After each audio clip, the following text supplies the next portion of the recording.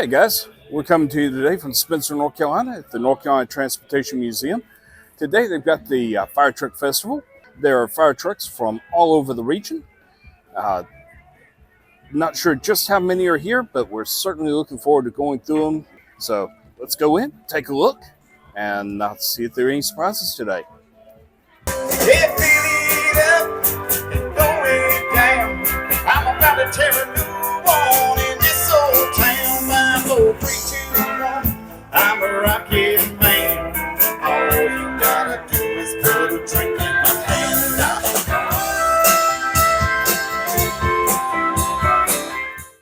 So we're here today with Marcus Newbacher from the North Carolina Transportation Museum. Marcus, what's your title here? I'm Director of Administration for the North Carolina Transportation Museum Foundation, which is a nonprofit group that supports the museum and actually runs this event for the museum. Okay. So would you like to give us a little history on the event, and what it takes to actually put this together? Sure. So this event started years ago as the Fire Truck Show. It was a much smaller show, but I guess maybe 2016, 2017 or so, we started making it more like a festival atmosphere and bringing out a lot more fire trucks to the point where we get nearly 100 fire trucks for a lot of the events. I think there's at least 93 here today, maybe more. But it's a great event that we put on throughout the year. We plan for it, working with the Charlotte Fire Department, the Spencer Fire Department, and the Salisbury Fire Department as part of our planning committee to put it together. Okay. What's something that the general public may not actually notice or would overlook that you'd like to kind of point out and illustrate for the festival? Well, today you want to come and see lots of different areas. We've got some vintage fire trucks that are here, and then the modern fire trucks too. And one of the coolest things I think about this event is that the fire departments are so good about letting kids get in the equipment or to learn what they do throughout their jobs. So you definitely want to get a chance to go up and see the fire department folks and kind of learn about their career, and they're very good about being like open and welcoming to the community. Okay. So obviously this is going to come out after the show's over today, but anything for next year that y'all are planning any different? People look forward to, or we try to mix it up every year, some with just different events. This year we've got Norfolk Southern here. They're not always able to be here. They brought their first responders train, the entire train here. It's a training train for that they tour the system with, training first responders on rail safety and so forth. But every year we try to bring something different, something new. Like the Charlotte Fire Department this year brought their old Sioux steam pumper, which has been here before. Sometimes they bring another piece of vintage equipment. So we always just try to, kind of come up with something different for people to see every time they come. But always do keep in mind it's late in June, third weekend in June or so is when we do it. Pretty much the same time every year. Excellent. Well, Marcus, I certainly appreciate your time today. Sure. Thank you. Appreciate you coming out, and appreciate you all being members of our museum too. We've got several vintage fire trucks that they're showcasing here. Here's a open cab Mack. There's several of these around this festival today. Some of these I'm not as familiar with. GMC and Chevrolet. You don't really see them making fire trucks anymore. Although I have to say this one is in excellent shape. This one has a front pump on it. Looks like it may be run off the engine. We got a old style open. Fire trucks have evolved quite a bit over the years. One from one of the original open fire trucks to full cab over.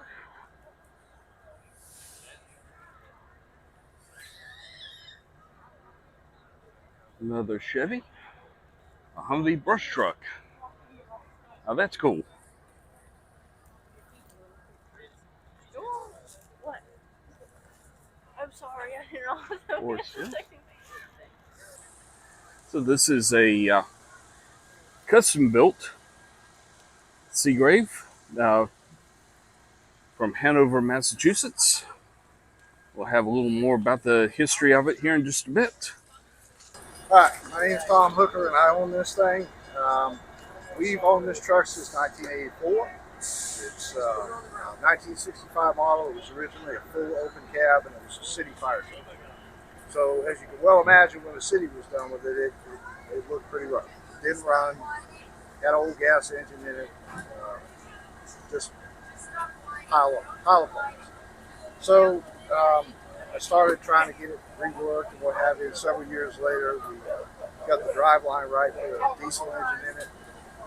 Everything on the truck now works. Pumps water. We go to shows where they have a lake or a pond or something, and we pump water. We've got it set up with all basically period equipment from that time. It was not necessarily on this rig, but it would be appropriate for the age if it was.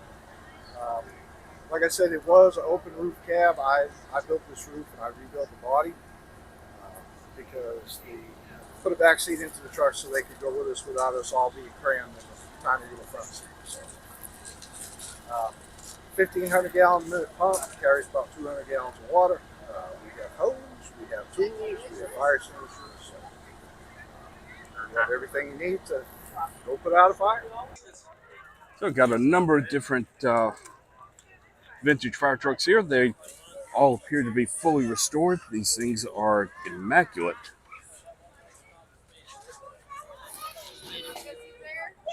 And I'm thinking these might all just be Max.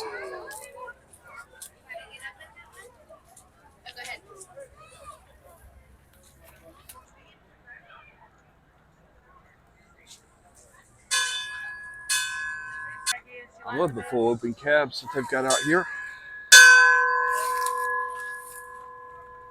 And definitely working bells. Oh, these are just gorgeous.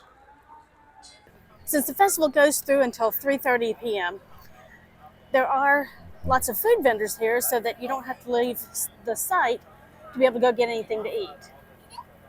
All sorts of things from funnel cakes,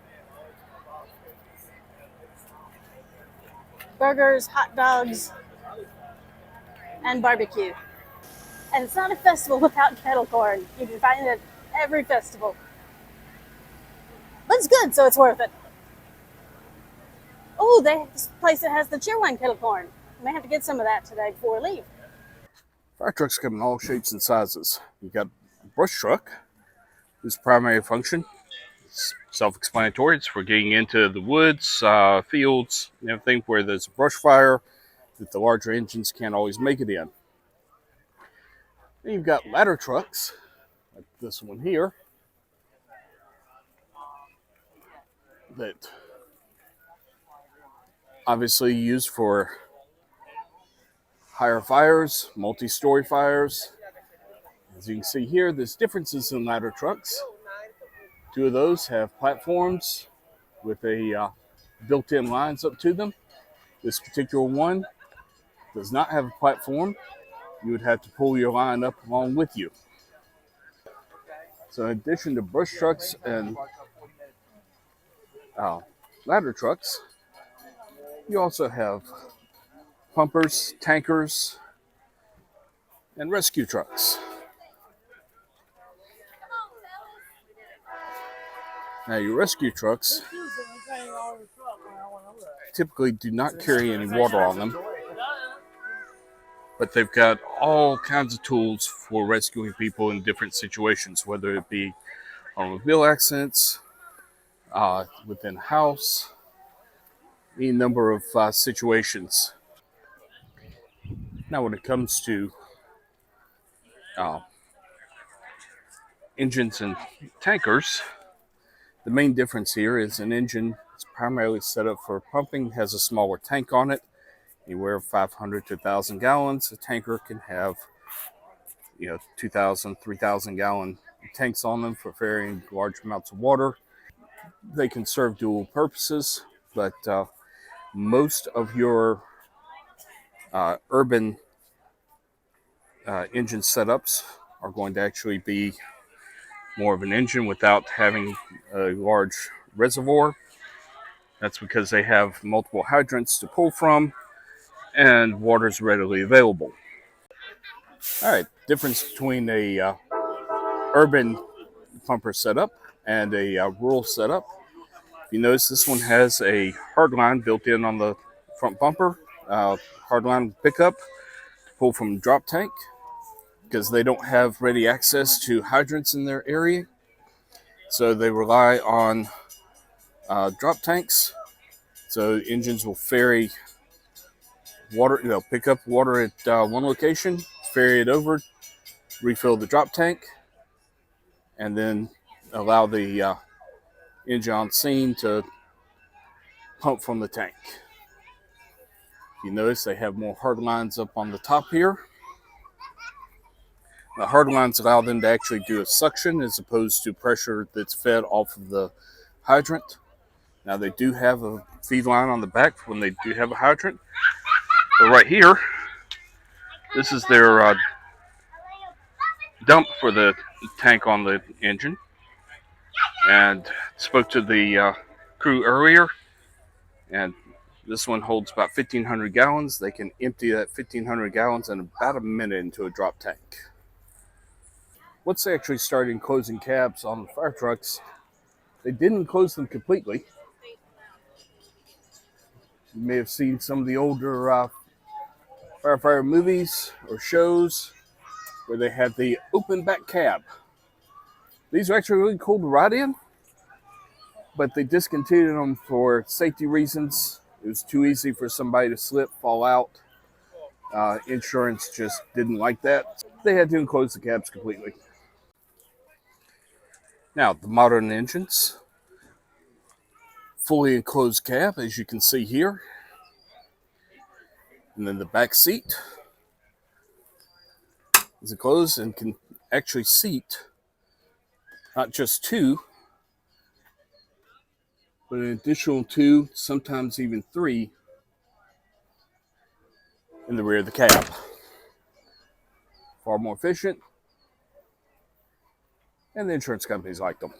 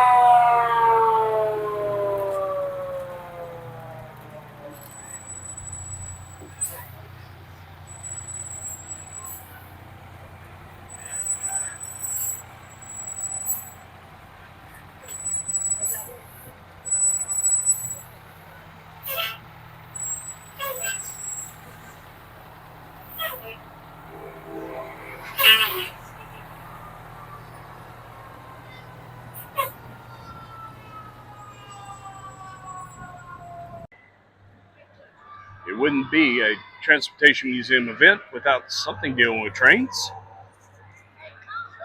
They have a extensive model train layout here in the back shop, along with the during the Fire Engine Festival. This is really impressive.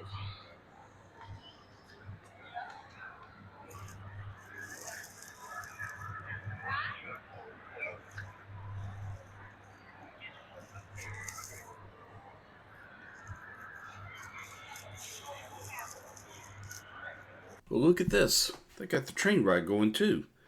You really can do everything during the festival. Climb inside a fire truck, go in a diesel engine, even get a train ride. Hey guys, thank you for joining us today at the North Carolina Transportation Museum here at the Fire Truck Festival. Hope you had as much fun at the festival as we did. So if you enjoyed this video, please comment, like, subscribe to our channel, and click the bell notification button for more content coming soon. We'll see you on the next excursion. Bye.